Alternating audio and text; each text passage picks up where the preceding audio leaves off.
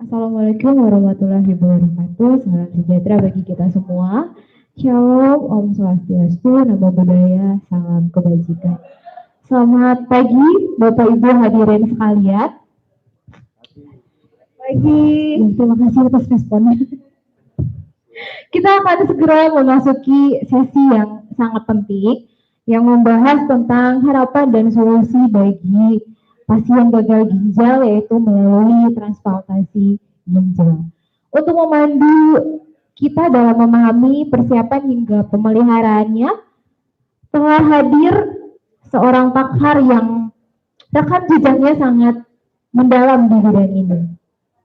Izinkan saya memperkenalkan Brigjen Dr. Joni, dokter spesialis penyakit dalam, konsultan ginjal hipertensi, MKes, MN, DCN, DABRM, VSN. Beliau adalah lulusan konsultan ginjal hipertensi dari Universitas Pajajaran dan juga merupakan seorang dokter militer dengan riwayat pendidikan di Akademi Militer Magelang dan US Army Medco Texas. Hingga saat ini keahlian beliau cukup luar biasa, sangat luar biasa ya. Bekerja ini aktif sebagai dokter konsultan ginjal hipertensi RSPAD Gatot Subroto dan pernah menjabat sebagai kepala sub SMF ginjal hipertensi di sana selama 6 tahun. Beliau kini memegang peran penting sebagai Direktur Pengembangan dan Riset RSPAD Gatot Subroto sejak tahun 2024. Beliau menunjukkan komitmen beliau dalam memajukan pelayanan dan inovasi kesehatan. Keahlian beliau di bidang renal replacement terapi tidak perlu diragukan lagi. Dr. Joni merupakan anggota aktif dari berbagai organisasi nefrologi internasional. Beliau juga adalah penulis beberapa buku yang menjadi rujukan, antara lain ada konsep dasar CRRT atau Continuous Renal Replacement Therapy dan kateter dialisis. Selain itu ada banyak karya ilmiah beliau yang terpublikasi di jurnal-jurnal berreputasi seperti Scopus, membahas tentang dialisis hipertensi dan penanganan ginjal, termasuk teknik penempatan kateter untuk dialisis perut yang dikenal sebagai Bepom method. Seluruh rekam jejak ini menunjukkan pemahaman komprehensif beliau terhadap tata laksana pasien penyakit ginjal kronis, mulai dari persiapan, terapi pengganti, hingga pemeliharaan jangka panjang, yang sangat relevan dengan topik transplantasi ginjal kita hari ini. Untuk itu, dengan segala hormat, mari kita sambut Brigjen Dr. Joni, SPPD KGH, spesialis penyakit dalam, konsultan ginjal hipertensi, untuk memaparkan materinya. Kita berikan applause untuk Dr. Joni. Untuk Dr. Joni, waktu dan tempat kami persilakan.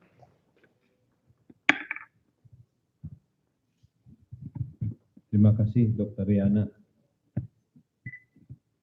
Ini saya pakai baju ini, tapi kok yang lain nggak pakai baju yang ini ya? Jadi kok, oh ada. Jadi kok aneh sendiri. Tapi yang penting udah difoto dulu ini, ginjal sehat selalu. GSS. GSS ini luar biasa ya. Saya buka aja deh kalau gitu.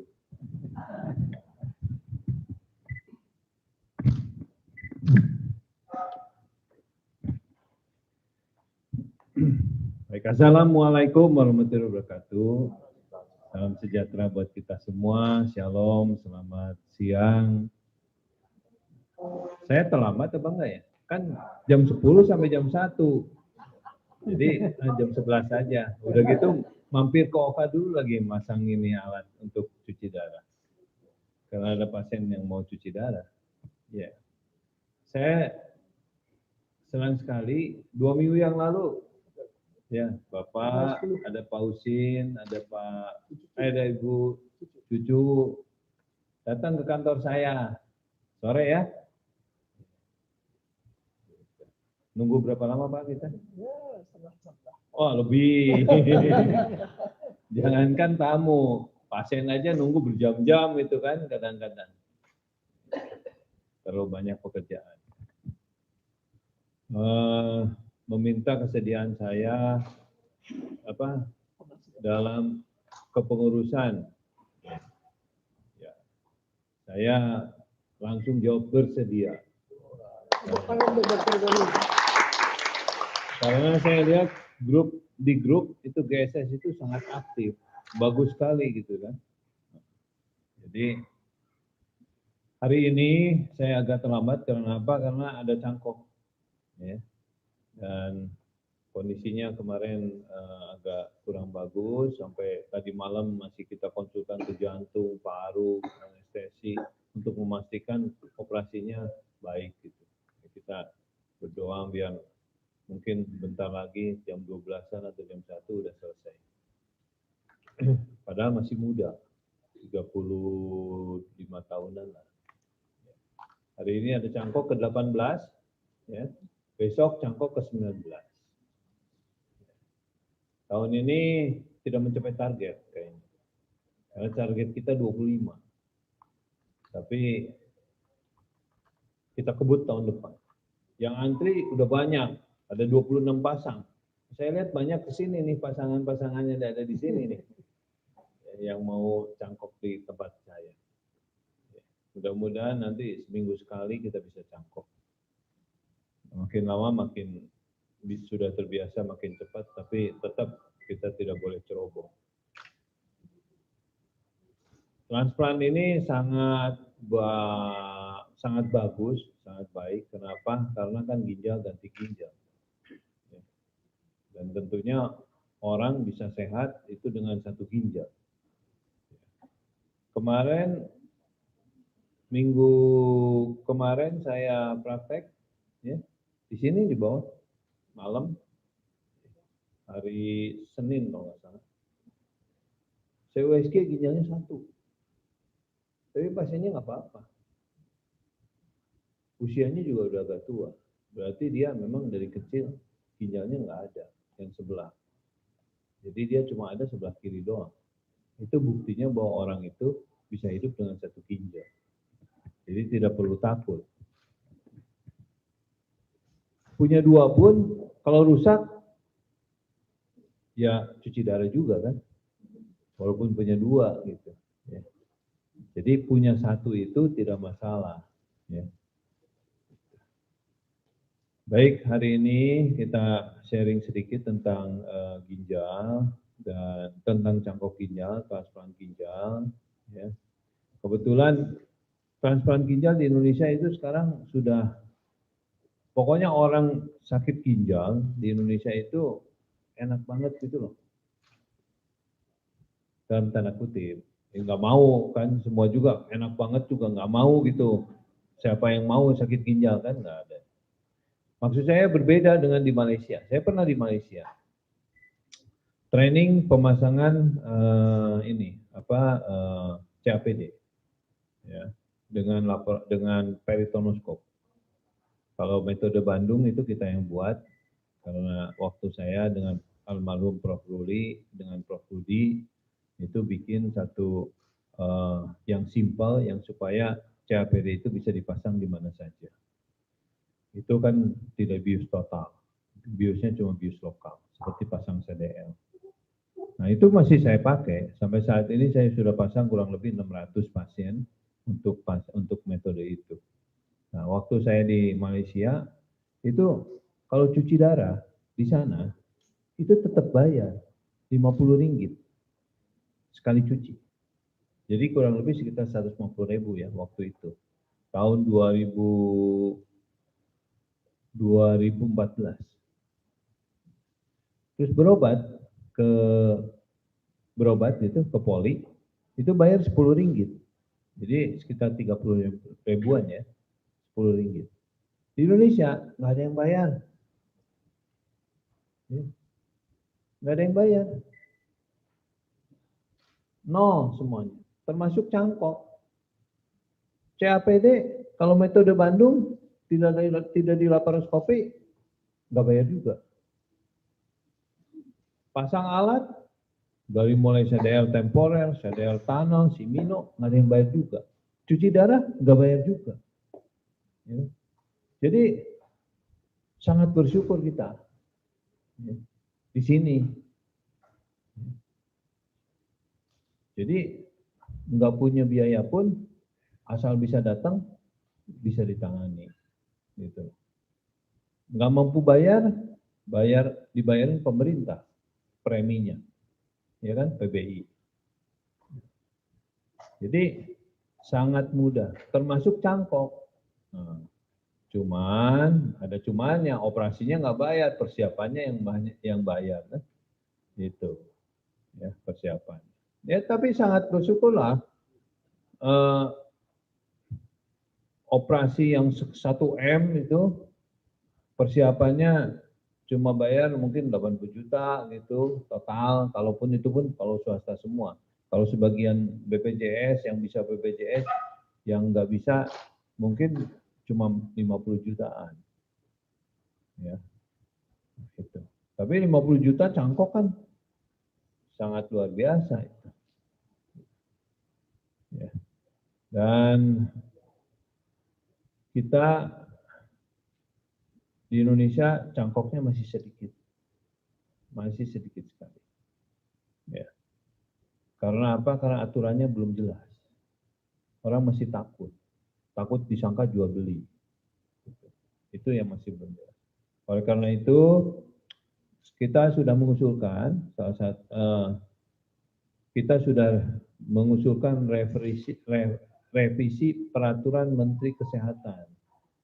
Ya. Ada peraturan Menteri Kesehatan, kalau nggak salah nomor 38 tahun 2012, ya, itu masih harus direvisi. Kenapa harus lebih tegas lagi? Orang diberikan kompensasi.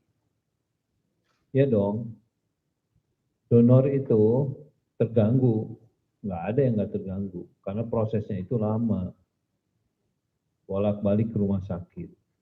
Terganggu lah, siapa bilang yang nggak, ya, ada nggak yang bilang nggak terganggu? Nggak ada. Ya, terganggu dia. Mau cangkok 1 minggu sebelumnya, 3 hari sebelumnya dia udah di rumah sakit. Kemudian dia operasi. Kemudian nanti setelah itu 3 hari setelah operasi baru pulang. Kemudian dia harus pemulihan dulu. Mana ada habis operasi diambil ginjal 1 terus kemudian langsung kerja. Ya, nggak bisa dong. Tidak manusiawi itu namanya. Artinya dari mulai pertama screening sampai ke cangkok itu dia bolak-balik ke rumah sakit, pekerjaannya terganggu, mata pencariannya terganggu, pantas diberikan kompensasi, ya kan? 6 bulan. Ya. Selain itu, dia bisa mengurangi devisa daripada negara. Artinya keuangan negara untuk membiayai cuci darah itu bisa berkurang. Walaupun memang nanti kita lihat bahwa kalau dibandingkan dengan operasinya memang jauh lebih tinggi biayanya. Tapi untuk tahun pertama, orang cuci darah itu untuk cuci darahnya saja, belum untuk obat, belum untuk transfusi, belum untuk dirawat kalau dia itu sakit, perlu dirawat inap, itu untuk cuci darahnya aja 100 juta satu tahun. 100 juta biayanya rata-rata. Ya. Jadi kalau sekarang memang tahun pertama kalau cangkok dibiayai 400 juta oleh pemerintah dengan 100 juta memang beda. Ya. Tetapi kalau kita lihat kalau udah cangkok orangnya tidak keluar masuk rumah sakit, kan sehat. Terus kemudian orangnya lebih produktif, bisa kerja, gitu. Sebagian besar orang yang cuci darah kan nggak bisa kerja, gitu. Tapi kalau udah cangkok dia bisa kerja, artinya dia produktif, menyumbangkan devisa. Nah, setelah tahun kedua dan tahun ketiga itu cangkok jelas lebih murah daripada dialisis, daripada cuci darah. Nah, sehingga orang yang memberikan ginjalnya 1 kepada orang lain itu harus diberikan penghargaan oleh negara. Oleh negara itu harus diberikan penghargaan oleh negara. Kenapa? Karena dia bisa mengurangi beban negara dan juga bisa membuat orang lebih produktif bekerja untuk negara. Misalnya seorang pegawai negeri sipil di satu instansi, kan dengan begitu dia bisa lebih bekerja lebih baik, gitu loh. Oleh karena itu kita usulkan di dalam disertasi saya S3 di hukum, di dalam disertasi saya usulkan selain kompensasi untuk mengganti tadi mata pencarian yang hilang karena dia proses transplantasi, dia juga harus diberikan penghargaan oleh negara. Dalam bentuk apa? Asuransi jiwa. Ya dong. Dia udah ngasih ginjal satu, dijamin dong keselamatannya, jiwanya. Dua, asuransi kesehatan. Begitu dia BPJS-nya dihapus, dibayarin oleh negara.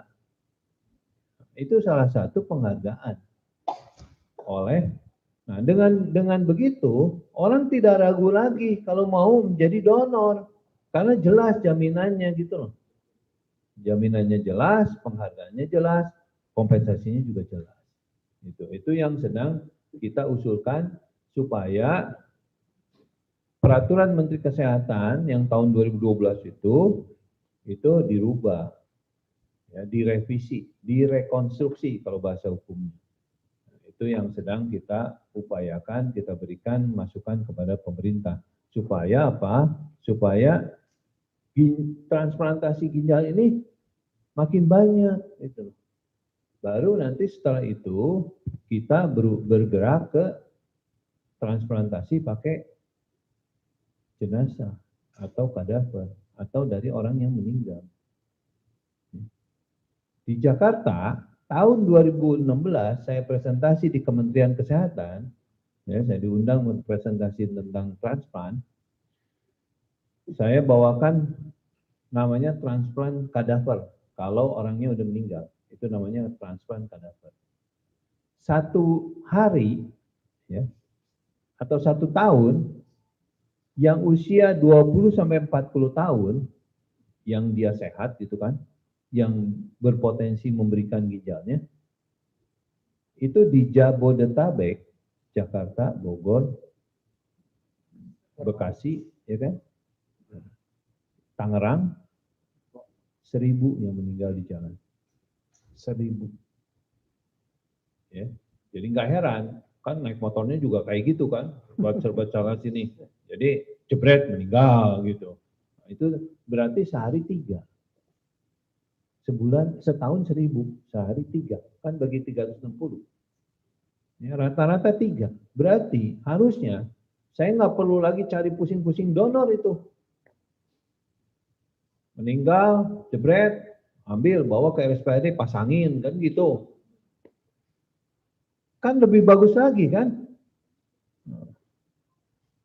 Gitu. Buat negara juga nggak perlu ngasih jaminan, udah meninggal kok. Ya kan? Nggak perlu kasih asuransi jiwa, nggak perlu kasih asuransi kesehatan. Gitu. Kalau udah meninggal pasiennya. Dan ini kan lebih bermanfaat. Cuma mungkin nanti benturannya ke sisi agama. Pandangannya pasti berbeda-beda.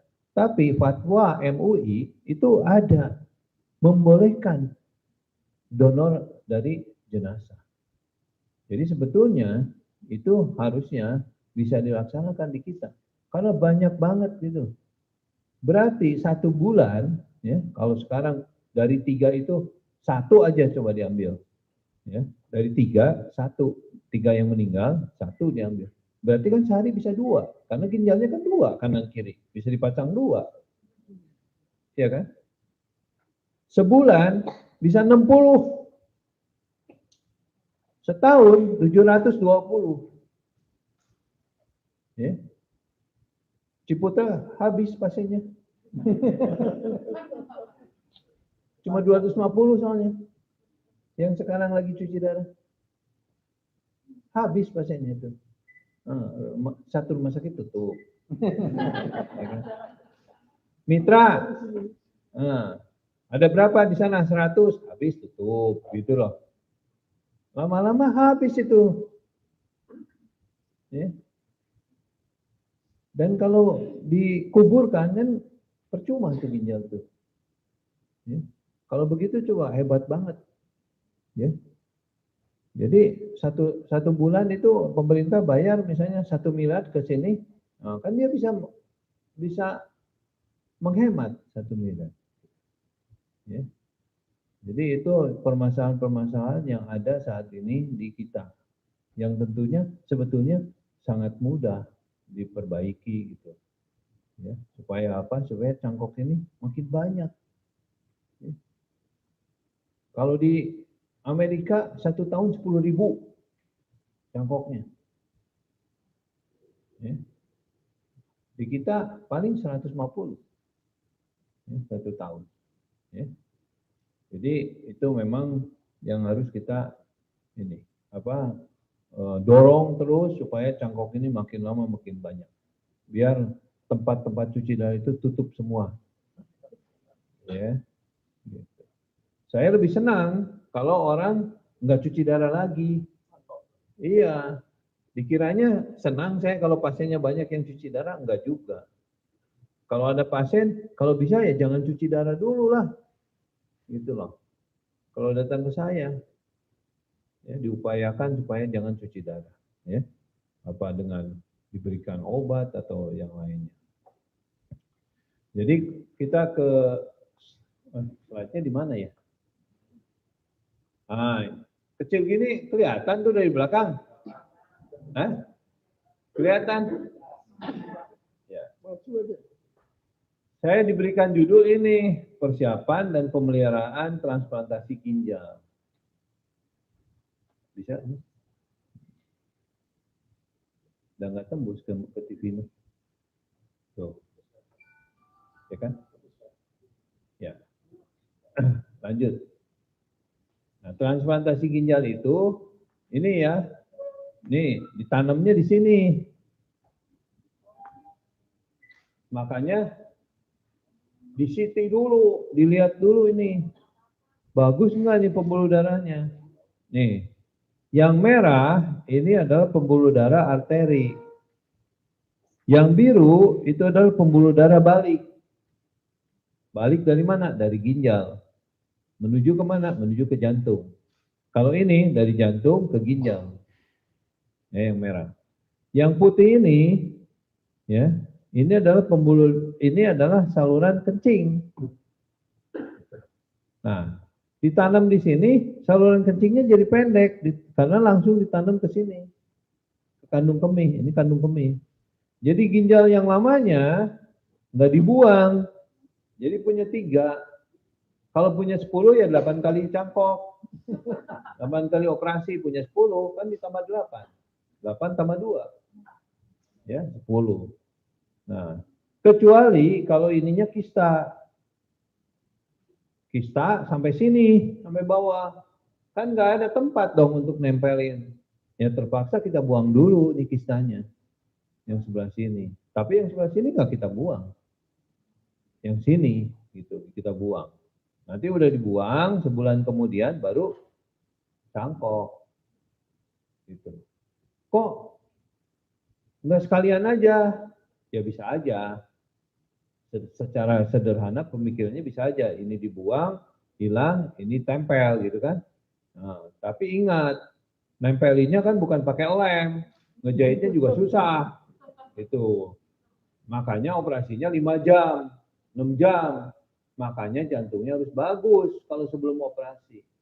Kalau jantungnya jelek, nanti operasinya selesai, ya, ginjalnya terpasang, kencingnya keluar, orangnya tapi nggak bangun. Gitu. Kalau jantungnya jelek, makanya kita cek dulu deh jantungnya.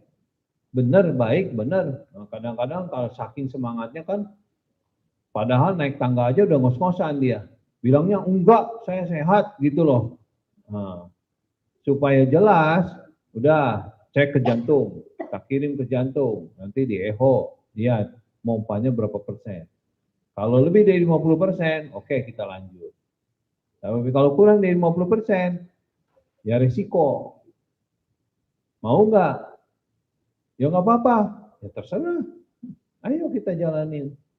Gitu loh. Cuma kan kita maunya operasi itu semuanya berhasil. Ya kan? Jangan asal-asalan gitu. Makanya kalau di RSPAD saya tekankan persiapannya harus benar, harus jalani benar gitu. Ya. Advokasi yang penting jangan sampai ada masalah, udahlah gitu loh. Kalau yakin tidak ada masalah, kita kerjakan gitu. Tapi ya tidak juga di ini suruh ngirim dokumen nggak dikirim-kirim gitu loh. Nah itu, ya. Ternyata silsilahnya beda, ngakunya dari A, pada ternyata dari B gitu loh. Makanya dokumennya nggak dikirim-kirim. Contohnya. Jadi ini, jadi mindahin ini dari donor, dipindahin ke sini, disambung di sini itu. Ya. Sangat mudah daripada cangkok yang lain, cangkok jantung gitu susah itu. Ginjal mudah. Gitu. Cuma nempelin doang. Gitu. Dan gede pembuluh darahnya. Karena barangnya gede ginjal itu. Segini. Gitu. Ya. Slide. Nah ini biaya nih yang tadi saya ceritain. Ya. Kalau sudah 2 tahun, 3 tahun, 4 tahun, udah makin turun tuh kalau cangkok. Ya, gitu. Beda dengan cuci darah. Kalau cuci darah mahal. Ya, baik. Nah ini tujuannya apa? Ya tentu dia harus stop dialisis. Mau CAPD, mau HD, dia stop. Ya. Tentunya kualitas hidupnya lebih baik. Tidak cuci darah kan, tidak ditusuk-tusuk, ya, tidak anemis, tidak HB-nya kurang gitu kan, nggak perlu ke rumah sakit, jadi kualitas hidupnya lebih baik. Makannya juga lebih, nah ini nih, bukan bebas tapi lebih longgar, ya. Ya kalau asalnya kencing manis, ya jangan setelah setelah cangkok atau setelah transplant hajar gitu makanannya bebas, ya rusak lagi tuh ginjal. Ya, harus diperhatikan. Harapan hidupnya lebih panjang. Kita tahu kalau cuci darah itu berapa tahun sih kalau di Indonesia. Ya. Ada juga sih yang 15 tahun tapi rata-rata berapa tahun. Ya. Kalau dengan cangkok kan lebih panjang hidupnya. Right? Nah, pendonor itu ada yang tadi saya ceritakan, ada yang hidup, ya, ada yang sudah meninggal, ya kadaver. Kalau yang hidup itu ada yang dari related itu artinya adiknya, orang tuanya, pamannya, bibinya itu related. Ya. Kalau suaminya atau istrinya itu related dalam tanda kutip, ya. Karena kawin aja dia, nggak ada hubungan darah kan sebetulnya. Kebetulan golongan darahnya sama, gitu. Tapi boleh juga dibalik kan. Kalau yang cuci darahnya bujang, cari istrinya atau cari suaminya yang golongan darahnya sama supaya setelah menikah bisa cangkok. Kan sehidup semati, 2 bagi 2. Nah, kalau yang kadaver itu yang sudah meninggal, ya. Yang tadi 1000 orang dibuang ginjalnya, 2000 ginjal tuh yang kebuang, ya. Bapak mau? Oh enggak. Tulis saja di SIM. Nanti saya usulkan ke pemerintah supaya di KTP atau di SIM itu seperti di Amerika. Ada pernyataan di situ. Apabila saya meninggal, saya bersedia mendonorkan organ saya. Gitu. Dikotakin, tinggal tik gitu. Kalau setuju. Nah itu kalau ketemu di jalan, dilihat dompetnya, keluarin bukan duitnya. Ininya, KTP-nya atau SIM-nya. Oh ada itu, kita kita tidak perlu lagi minta persetujuan dari keluarga, bisa langsung ambil. Jadi kita tidak takut dituntut. Nah sekarang kendalanya adalah belum ada kan yang seperti itu. Jadi kalau terjadi kecelakaan, nyari keluarganya juga susah, datang-datang ginjalnya udah nggak bisa dipakai. Kan harus 6 jam ini, itu setelah kejadian. Minim itu apa maksimal. Sudah langsung bisa diambil gitu. Nah itu yang sekarang gitu. Jadi kalau di kartu identitas ya jelas namanya, kemudian sama fotonya, kemudian dia sudah menyatakan, itu bisa langsung diambil. Nah kalau seperti itu kan bisa lebih cepat gitu ya. Jadi bisa hari ini cuci darah, besok kayak mimpi udah nggak cuci darah lagi gitu, ya kan? Right? Nah ini ada seringkali pertanyaan, vaksin dok boleh nggak?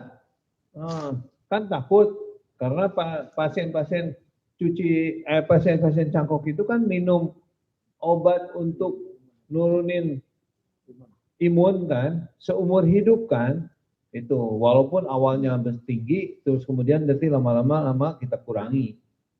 Nah, vaksin apa aja sih yang perlu gitu loh dan kapan ya di sini kita lihat pokoknya yang tidak boleh adalah yang hidup. Yang hidup ini jangan. Kalau yang mati atau inaktif itu nggak apa-apa. Kayak ini hepatitis. Kalau dia kurang antibodinya bisa kita vaksin. Nih. Sebelum transplant harus sudah selesai kan dia 3 kali. Ya. Kalau booster kan 1 kali. Ya. Nah, targetnya ini dia ada antibodinya lebih dari 10. Nah, kalau influenza 1 bulan sebelumnya, paling cepat 2 minggu sebelum transplant itu harus dilakukan. Ya kan? Kalau mau, jangan nanti pas mau transplant baru suntik, jangan.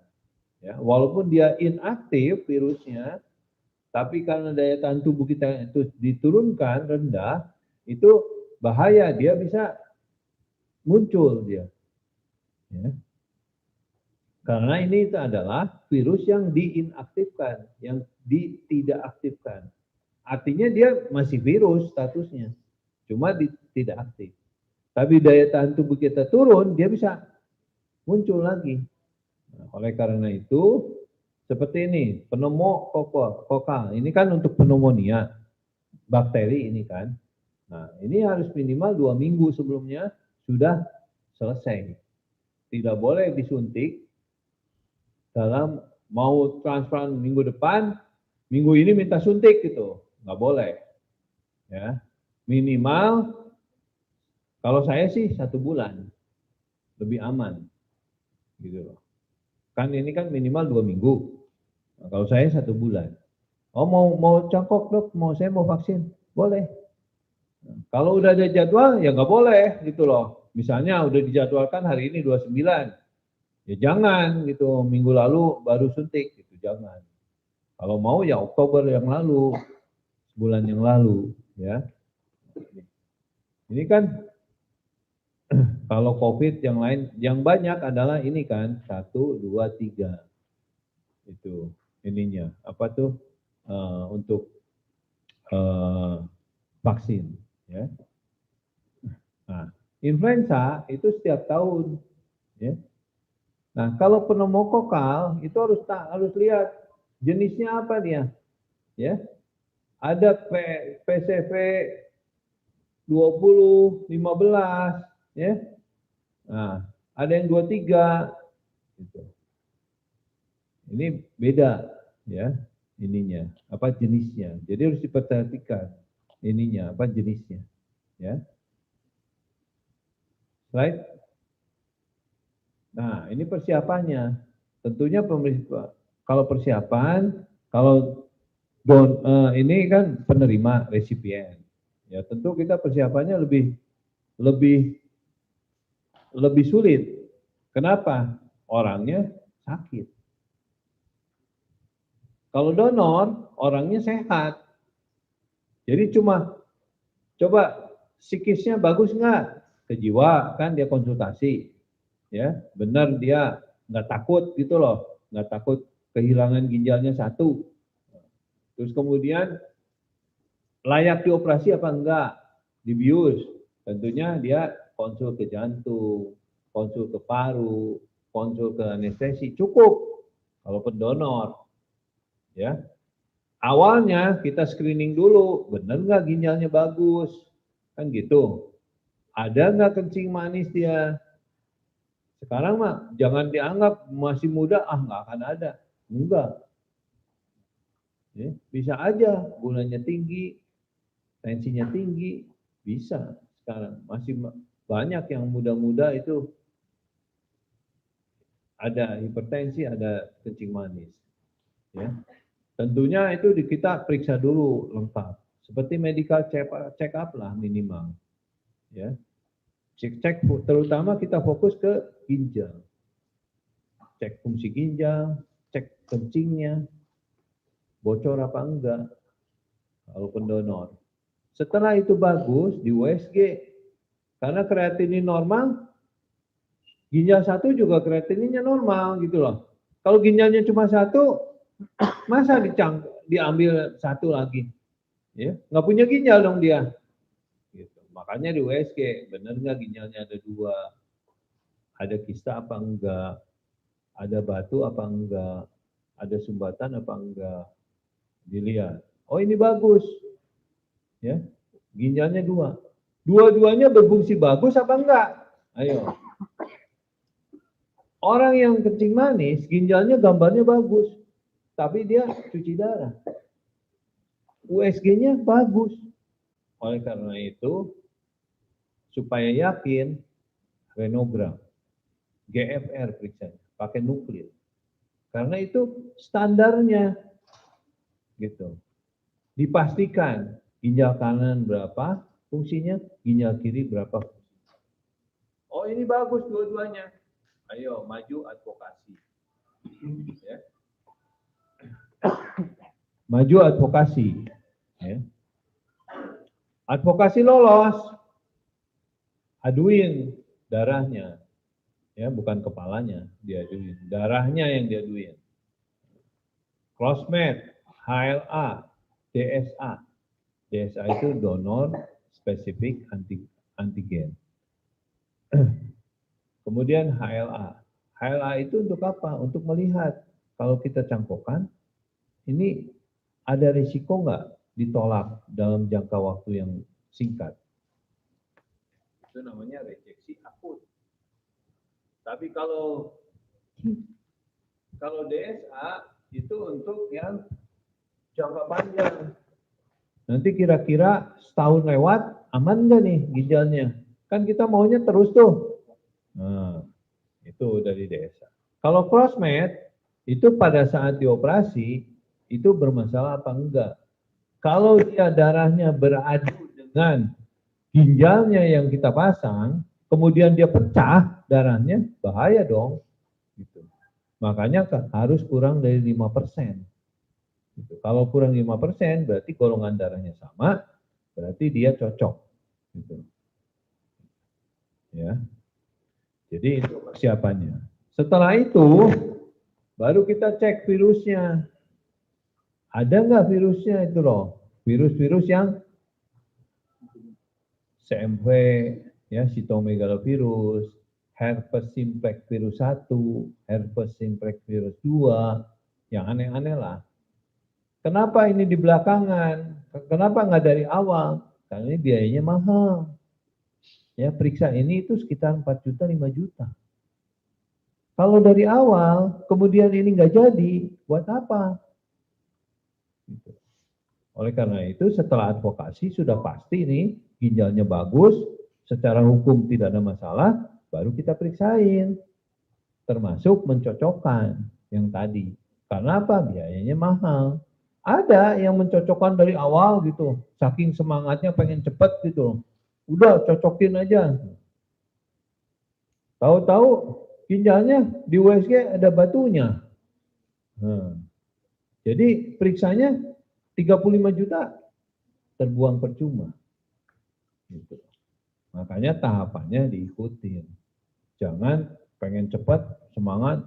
Ada ini satu pasien dari Kalimantan, datang, 3 bulan yang lalu datang, udah kita sarankan, ini ginjalnya udah jelek, kalau mau cangkok segera. Hilang setelah itu. Datang-datang lagi, kemarin 17 November ke tempat saya, kayak masang ginjal babi ke manusia. Maunya langsung operasi. Yang mana ada. Nggak mau ngikutin tahapannya. Gitu loh. Ya. Mau langsung segera operasi. Ya nggak bisa lah. Gitu. Kenapa? Karena dia udah gatal-gatal, udah mual. Dan di Kalimantan udah disuruh cuci darah. Jadi datanglah ke tempat saya. Hari ini datang, besok mau operasi. Terus 3 bulan kemarin kemana? Kan udah kita kasih tahu. Itu contohnya. Jadi gitu. Nah setelah itu, ini persiapan kan? Setelah dicek ininya cocok, HLA-nya dan desanya dan fosfatnya nggak ada masalah, oke lanjut. Periksa virus, oke bisa, nggak perlu terlalu kita ini kan nanti keinfeksi. Setelah itu kita CT. Kalau pasien di CT-nya yang di bawah, kan tadi yang itu kan. Kalau donor di CT-nya yang di ginjal sini. Gitu loh. Di CT ginjalnya. Pembuluh darahnya ada berapa? Mana yang panjangnya? Kira-kira untuk nanti nempelinnya cukup apa enggak? Panjangnya. Panjang pembuluh darahnya. Pembuluh darahnya 1 apa 2 apa 3? Bercabang begini gitu misalnya. Nah, yang kanan begini, yang kiri 1. Yang kita ambil yang kiri lah. Yang gampang aja, ngapain yang susah-susah. Kalau sekarang yang ada cabang 2, 2-nya jauh apa dekat? Kalau dekat, ini 2 bisa disatuin. Disatuin, kemudian ditempelinnya 1. Gitu. Sehingga aliran darahnya lebih gede. Gitu. Ya. Itu setelah CT kan, sudah CT nih, sudah semua. Konsul. Ya. Cari ada infeksi apa enggak. Mulai dari ujung kepala sampai ujung kaki itu dikonsulin. Ya. THT, gigi dicari. Ya, diteropong ke dalam, dilihat. Ya. Cari. Kenapa? Karena pasiennya mau dikasih obat untuk menurunkan daya tahan tubuh, imun. Ya. Maka nggak boleh ada infeksi. Ada satu kejadian, ya, kenapa di RSPAD ada 1 yang meninggal, itu karena maksa. Saya udah bilang, panggil keluarganya malah. Ini kita mau cangkok nih. Dia udah 6 kali ganti donor. Berarti kan lama dia. 6 kali ganti donor. 6 kali dia screening. 2 minggu sebelumnya, sebelum kita cangkok, dia kena pneumonia, infeksi paru-paru. Ya. Kemudian dirawat. Ya. Saya udah bilang, tunda aja nanti. Sembuh infeksi paru-parunya. Sembuh tanda kutip, sembuh itu kan beda. Macam-macam kan sembuh itu. Sembuh bukan berarti kumannya hilang semua. Sembuh itu bisa kumannya lagi kelengar-kelengar gitu, belum mati dia. Oleh karena itu kan bisa muncul lagi. Gitu loh. Kalau ngobatinya nggak benar. Artinya sembuh pulang dari rumah sakit itu bukan artinya si kumannya mati semua yang ada di paru-paru itu. Tapi kumannya kalah oleh imunitas tubuh kita. Kalah sama dibantu dengan obat, antibiotik. Ya. Artinya kalau api itu belum padam semua, masih ada baranya, gitu loh. Kalau kita kasih imunosupresan, kasih program, kasih Tamifet, kasih Mifortik, kasih Celsep, kasih metilprednisolon, ya, itu sama dengan bara itu disiram lagi pakai bensin, menyala lagi dia. Nah, ini ginjalnya terpasang, kencingnya keluar, bagus. Orangnya nggak bisa lepas dari ventilator, meninggal 3 minggu. Itu maksa. Karena dia bilang, saya udah capek, udah 6 kali ganti donor, nggak mau saya ditunda. Saya udah bilang resikonya seperti tadi, mau nggak?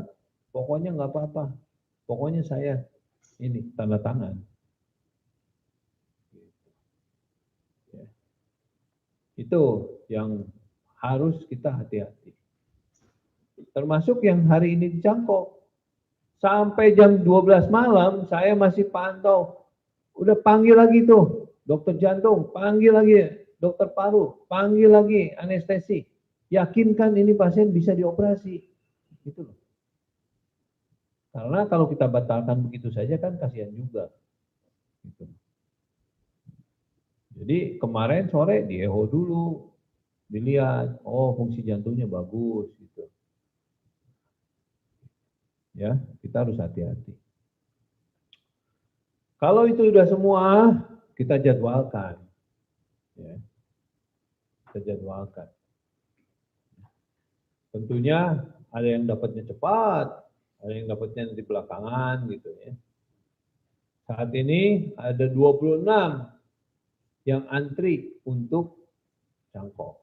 Ya, oleh karena itu tahun depan Januari harus kita lebih sering, ya, karena pasti lebih banyak yang akan cangkok. Ya. Right.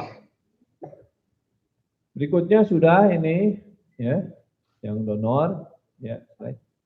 Nah, ini penting nih advokasi, anti komersialisasi.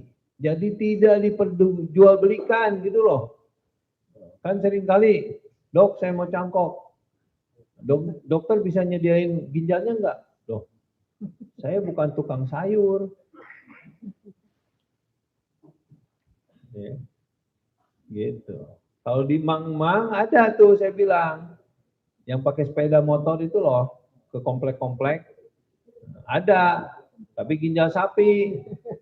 Gitu kan. Jadi nggak ada. Jadi ini mengenai hukum itu harus clear, harus bebas supaya apa? Supaya setelah cangkok itu memang tidak ada lagi yang merasa diperas, tidak ada lagi yang merasa jadi ATM, gitu loh. Tidak ada lagi yang merasa dia ditipu, gitu loh. Maksudnya ditipu itu begini, dijanjikan kompensasinya sekian, ya. Ternyata operasinya gagal, tidak berhasil. Harusnya tetap dikasih dong. Kan dia udah berkorban.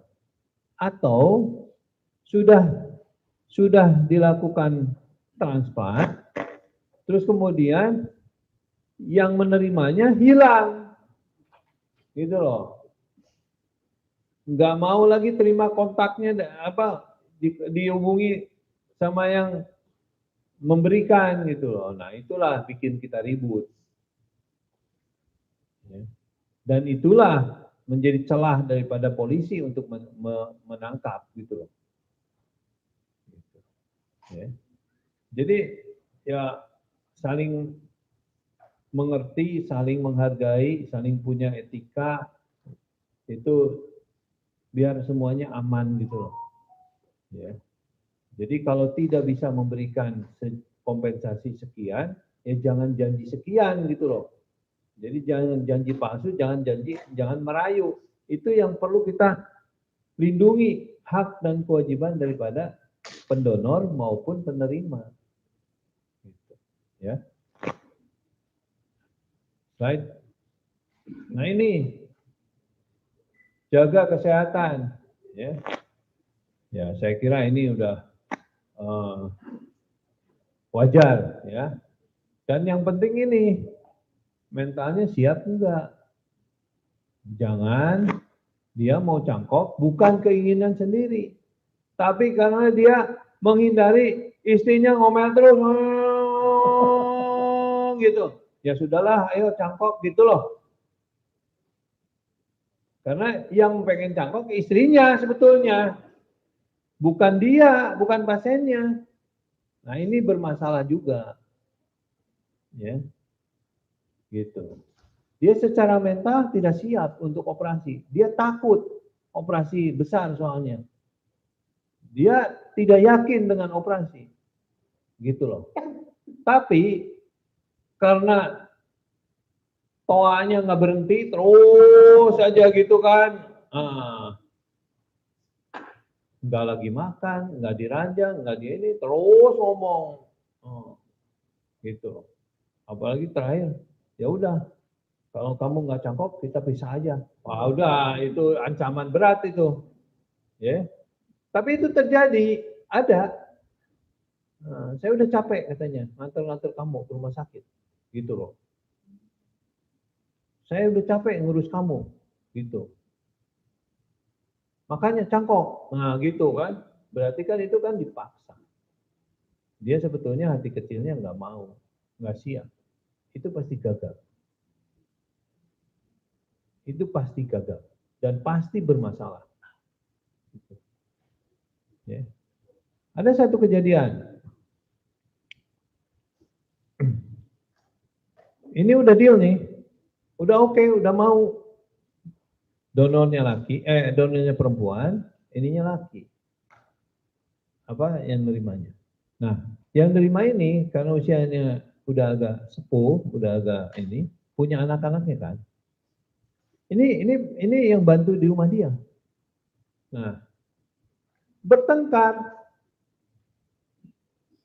antara anaknya yang perempuan juga dengan donornya yang perempuan ini.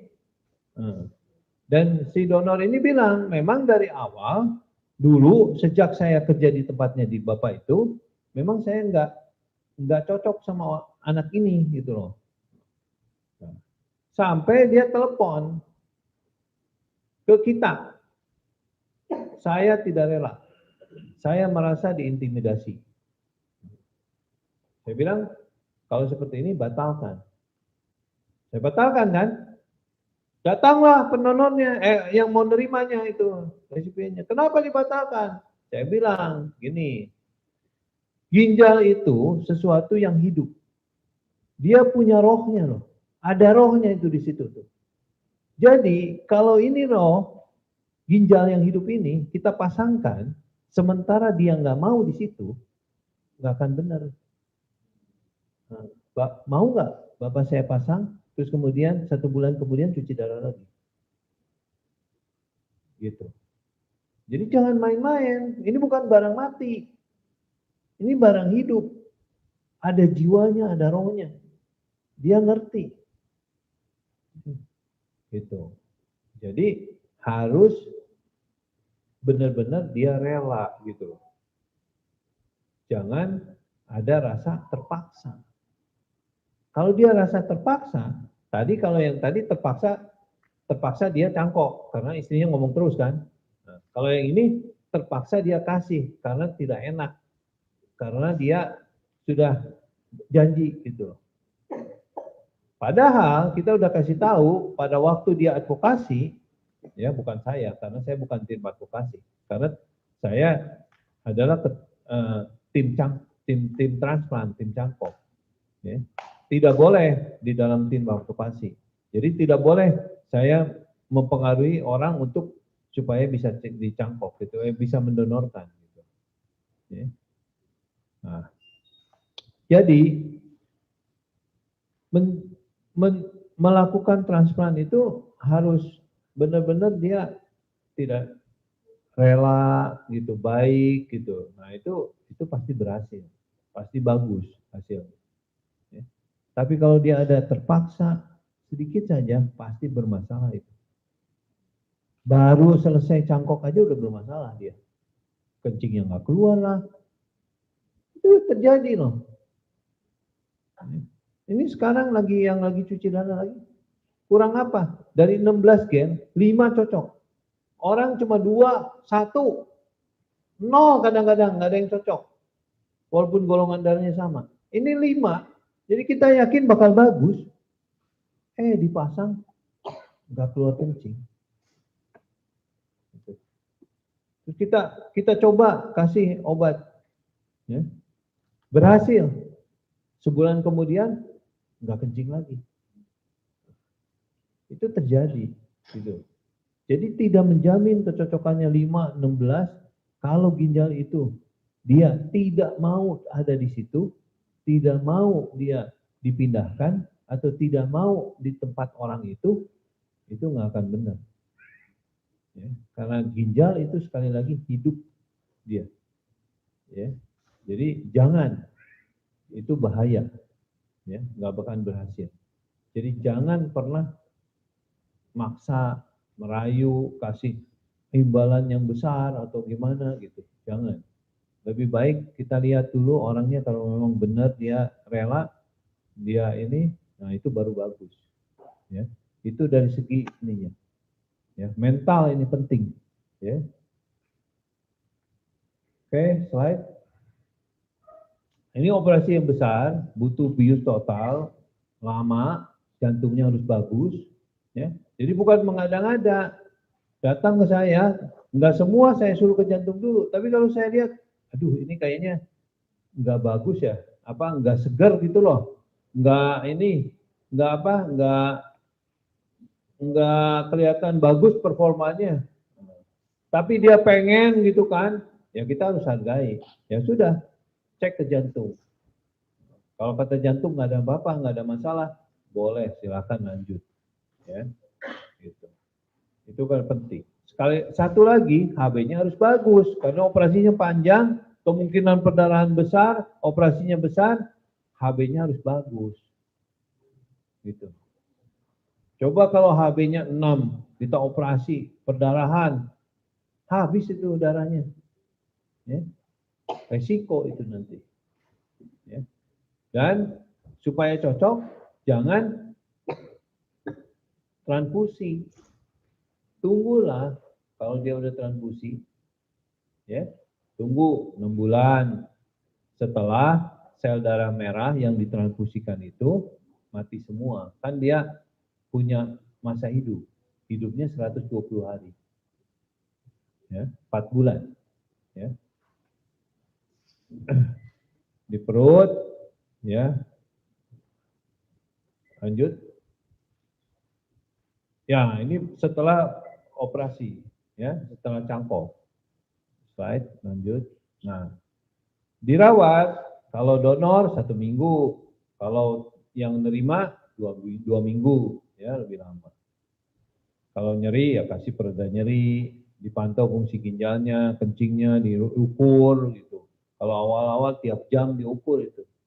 Ya. Banyak, bisa 1,5 liter itu kencingnya sejam. Ya. Sehari bisa 6 liter. Kadang-kadang bisa 10 liter kencingnya. Ya. Jangan sampai dia kekurangan cairan.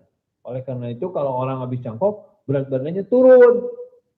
Karena waktu sebelum cangkok kan dia nimbun air tuh di mana-mana.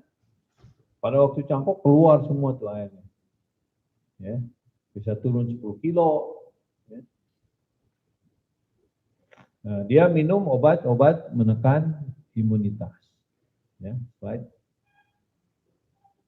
Nah, ini obatnya, menekan sistem kekebalan tubuh. Diminumnya seumur hidup. Harus tepat waktu dan setiap hari. Artinya harus disiplin. Ya. Kalau sebelum sakit itu tidak disiplin, kalau setelah cangkok harus disiplin betul.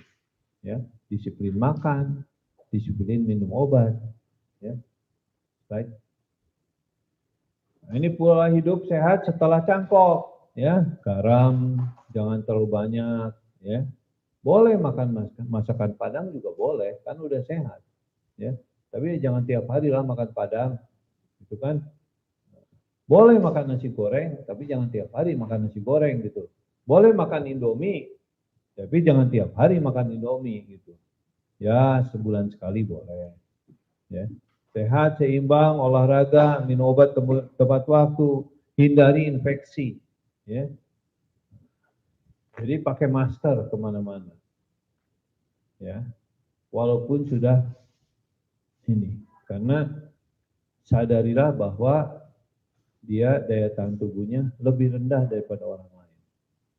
Jadi sangat mudah terutama kena infeksi saluran nafas. Orang batuk, oho gitu, langsung dihirup sama dia. Ya, langsung kumannya pindah semua. Orang yang oho sembuh, dia sakit, nggak sembuh-sembuh. Karena apa? Karena walaupun dikasih antibiotik, daya tahan tubuhnya ditekan oleh obat. Ya. Slide olahraga teratur. Pemantauan diri dan kontrol rutin, ya dicatat. Ya.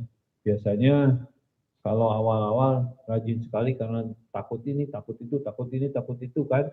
Nah, tapi kalau coba udah 6 bulan, udah nggak ada kabarnya lagi. Gitu. Ya. Vaksinasi, ya. Nah, tanda bahayanya kalau ada demam, nyeri di tempat ginjal, ya bengkak, kencingnya jadi kurang, itu harus segera berobat. Right? Nah ini vaksin, ya sama influenza. Ini karena influenza ini kan setiap tahun, ya. Kapan boleh diberikannya? 1 bulan setelah cangkok, ya. Pneumokokus, ya, pneumovax itu 6 bulan setelah cangkok, ya. Hepatitis B 6 bulan setelah cangkok. Jadi ambillah yang paling lamanya, nggak usah pakai cepet-cepet, gitu loh. Kecuali kalau lagi pandemi, ya. Meningokok kalau ini untuk orang yang mau naik haji, ya. Nah, ini bagusnya sebelum dilakukan transplant, ya, karena sebelum dia minum obat, ya. Ini indikasinya kalau dia mau ini, ya. Nah ini yang tidak boleh, ya. MMR itu untuk kondongan, ya, sama untuk cecar air, ya. Mam, misal, rubella, ini. Terus varicella ini cacar air, ya. Ini kenapa nggak boleh? Karena ini virusnya virus hidup, ya, bukan virus yang tidak aktif. Ya. Slide, saya kira cukup. Ya. Udah terlalu lama kita ya.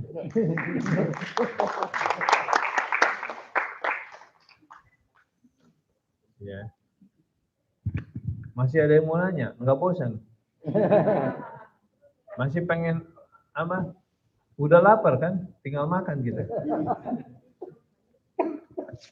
Apa, Van? Nah ini Van, pasien saya cangkok yang keberapa ya, Van? Hah? Kedua ya? Ketiga ya? Pausin nomor 2. Iya, pausin. Iya. Dulu hitam, sekarang putih deh.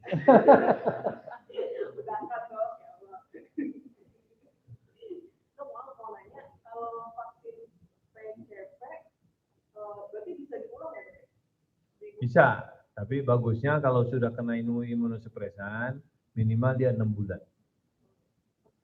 Jadi 6 bulan setelah cangkok. Udah sih, karena kemarin aku vaksin lagi. PCV 23.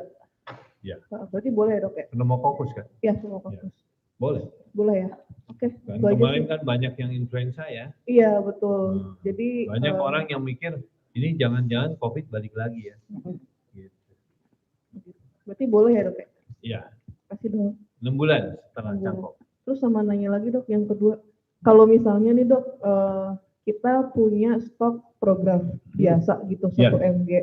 Nah kan kebetulan kan saya mau pindah ya dok ya, pindah negara gitu. Jadi kita emang bawa stok obat itu dari Indonesia 3 bulan. Karena kan takutnya pendaftaran insuransi, kemudian cari dokter segala macam. Ya itu kan text time gitu. Butuh waktu. Nah pertanyaan saya, kalau misalnya nih obatnya yang 1 mg ini habis dan saya punya stok XL, itu boleh nggak sih dok? Boleh. Tapi kalau XL bisa sekali minum. Oh hanya boleh ya dok ya? Jadi kalau MG-nya kalau 2 kali 5, jam 10 pagi 5, jam 10 malam 5, XL berarti 10. Oh, oke. 1 mg. 2 mg. XL kan ada yang 2 mg. Oke. Kalau 2 mg ya 5 berarti. Oh, oke. Sip. Thank you dok. Ya.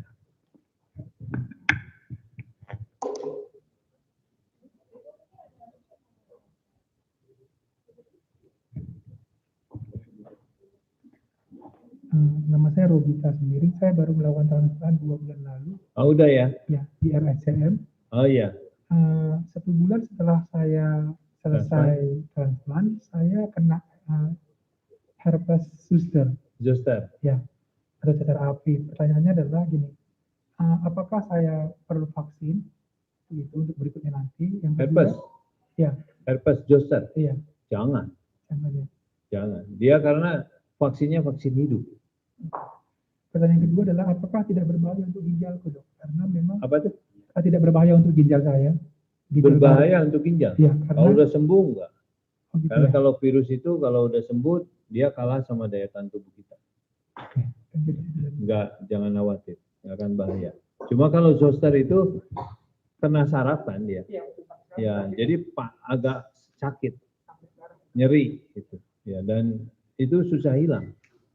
Nah, walaupun pada orang yang bukan transplant.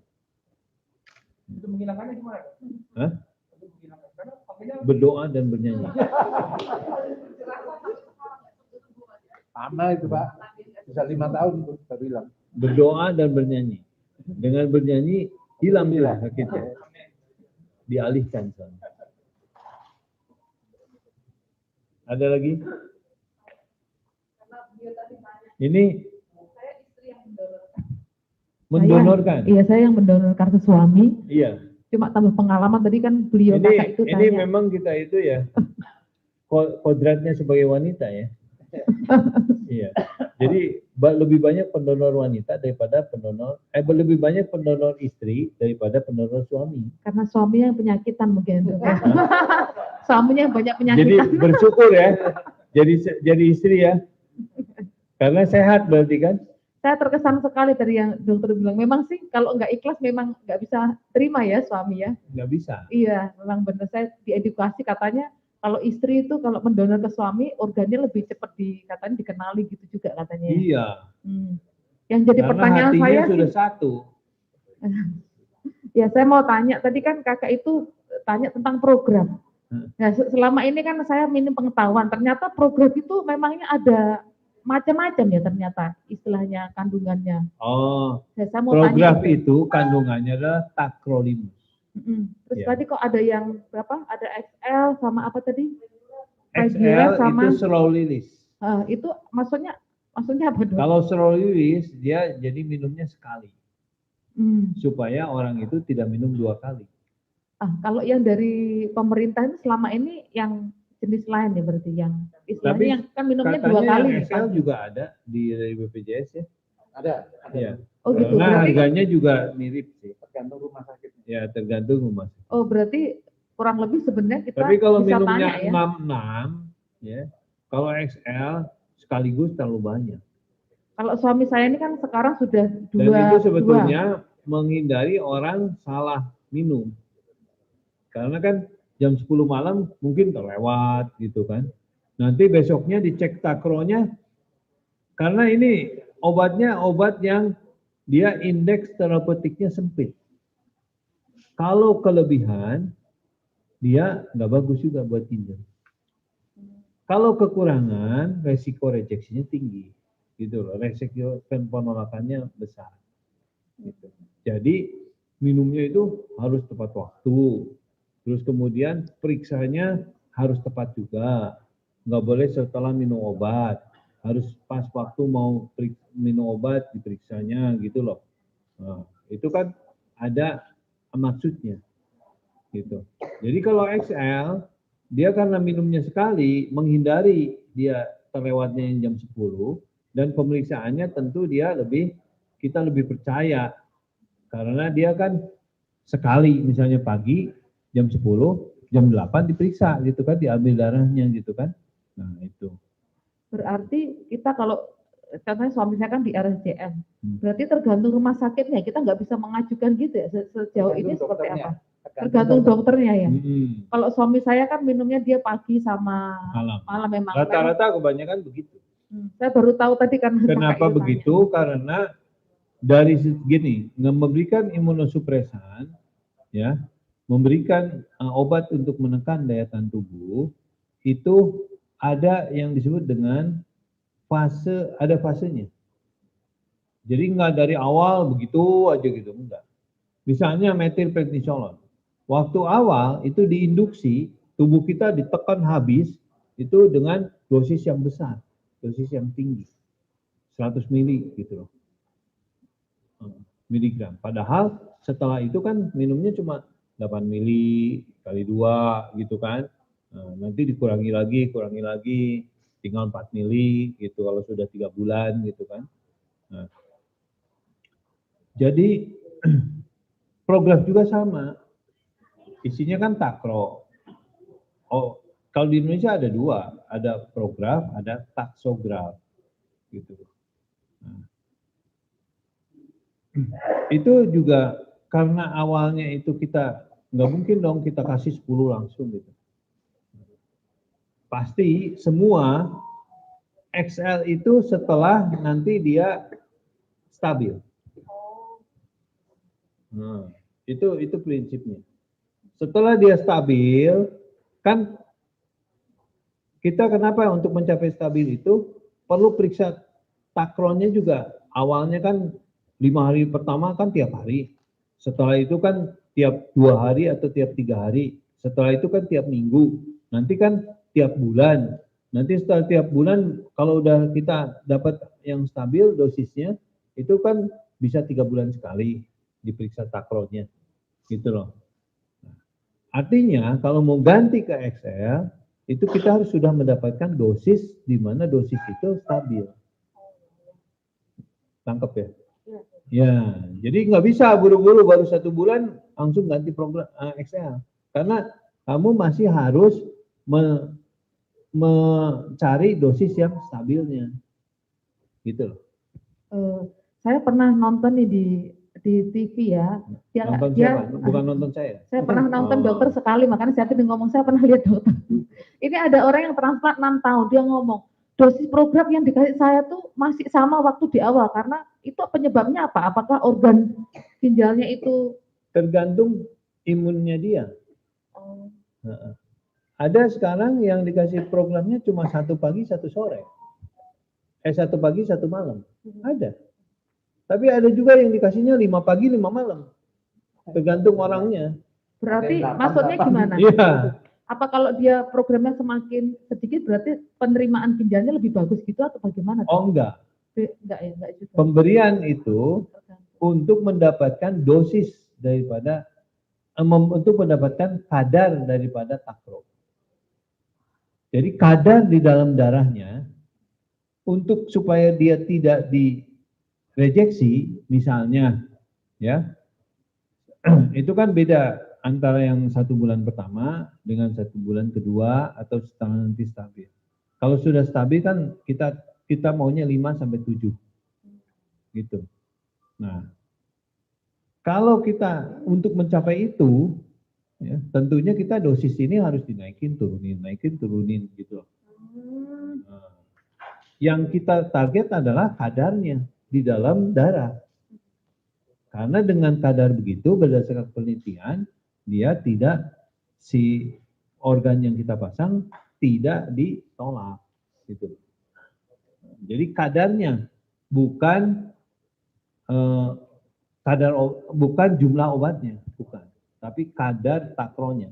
Nah, untuk mencapai kadar takro itu, takronya harus diperiksa sering kalau awal-awal, kemudian nanti si programnya dinaikin, diturunin, naikin, turunin gitu kan. Takrolimus yang standarnya berapa sih, Dok? Apa tuh? Takrolimus standarnya berapa? Jumlah yang diminum itu biasanya Bukan jumlahnya, kadarnya. Kalau awal 7 sampai 10 kita targetnya awal-awal. Nah, nanti kalau udah stabil 5 sampai 7 gitu. Kadarnya, kadar takro. Kadar takro di dalam darah. Itu berapa bulan, Dok? Kalau dia 5 sampai 10 itu berapa bulan standarnya? 7 sampai 10. Iya. 7 sampai 10. Iya, Itu ada beda-beda. Ada yang bilang bahwa awal-awal harus sampai 10 sampai 15. Awal-awal targetnya. Ada yang bilang bahwa awal-awal lebih konservatif dia 7 sampai 10. Tergantung panduan yang kita pakai yang dari mana. Apakah dari Eropa atau dari Amerika atau dari mana. Jadi kalau saya biasanya 10 targetnya awalnya. Gitu. Nanti kalau udah 3 bulan kita bisa target cuma 7. Atau tapi tidak boleh kurang dari 5. Gitu. ini pertanyaan terakhir. Kan suami saya habis minum metil itu kan kayak jerawatan. Itu apakah selamanya atau nanti bisa hilang seiring Metilnya bisa diturunkan? dikurangi. Ya. Setelah dikurangi dia hilang. Oh, oke. Itu aja, Dok. Makasih. Menyesal ya. Karena jerawatan. Ya baik, Bapak Ibu ada lagi mungkin yang mau bertanya? Oke. Ayo Pak. Ini Pak ini ya. Siapa? Hah? Oh iya, Pak Hendy. Siang, Dok. Jadi dokter katakan bahwa ya dokter kan maunya supaya kalau bisa orang nggak HD. Betul. Kalau bisa ya minum obat aja gitu kan. Sampai batas mana sih itu maksudnya minum obat tuh kriterianya sampai batas mana, sampai stadium berapa? Oh masih bisa minum obat gitu loh. Oh ini udah mentok udah nggak bisa, gimana ceritanya, Dok? Ya. Jadi begini, ginjal itu pertahanannya sangat kuat. Walaupun kalau kita kekurangan darah, ginjal itu yang pertama atau yang awal-awal yang dikorbankan oleh tubuh kita. Karena begitu, ginjal itu harus kuat. Makanya dia ada 2. 60 ditambah 60, 120. Cadangannya sangat besar. Gitu. Tetapi karena begitu, orang bergejala, ya, lemas karena HB-nya turun, mual karena dia ureumnya tinggi, gatal karena ureumnya tinggi, pada saat ginjal itu sudah habis. Itu masalahnya. Di kita, ya apalagi di daerah, itu jarang sekali check up. Gitu. Jarang sekali check up. Ya. Nah, tidak dibudayakan kita itu periksa. Walaupun dia punya kencing manis, jangankan lihat ginjal, jangankan lihat fungsi ginjal. Gulanya aja nggak mau dia lihat. Supaya apa? Supaya dia bisa makan. Ya. Gulanya aja nggak mau diperiksa sama dia. Gitu loh. Ya. Jadi jangankan lihat ginjal. Itu kejadiannya di kita. Satu adalah kalau di semua orang terjadi itu, mau di bangsa kita, mau di bangsa Eropa, mau di bangsa Barat, itu sama. Ya, bahwa ginjal itu tahan. Dikasih kekuatan yang besar. Tetapi begitu dia bergejala, itu artinya sudah minim fungsinya.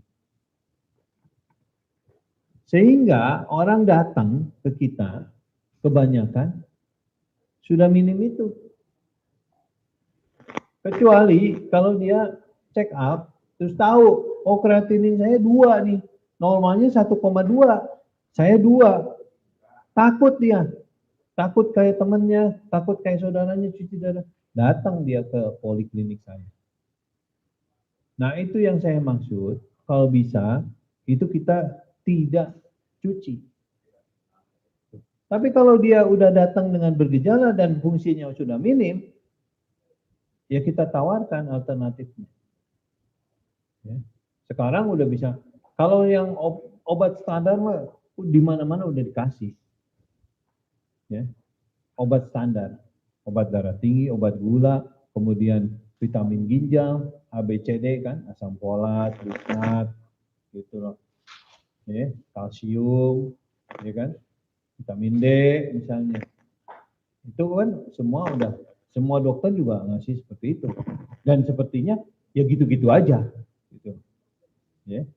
Tapi saat ini sudah banyak orang berusaha untuk, karena dengan terapi yang standar seperti itu, tidak bisa mengurangi progresivitas. Artinya makin lama pasti makin turun. Dengan obat yang disiplin, minum obatnya, gulanya teratur, bagus, tensinya udah baik gitu loh. Minum obat vitamin ginjal pasti turun. Saat ini. Dia progresif.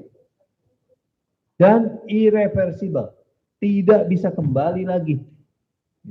Belum ada obat yang bisa mengembalikan itu. Sehingga alternatifnya ya sekarang berkembang ya. Kalau kita di dunia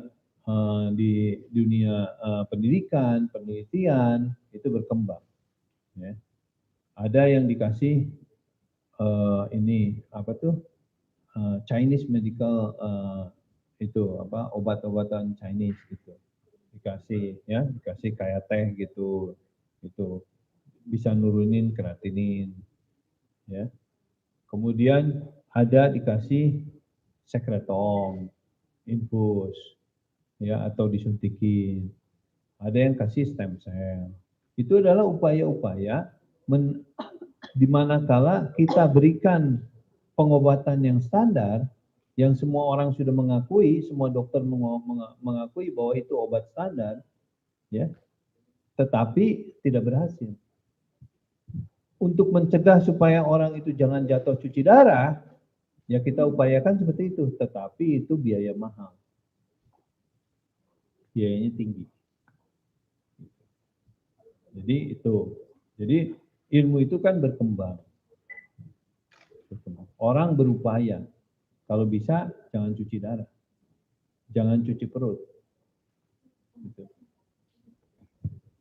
gitu. Ya. Masih dong. Oke, saya tahu waktunya sudah habis. Ya, jadi kita tutup ya. Pertanyaan sudah 3.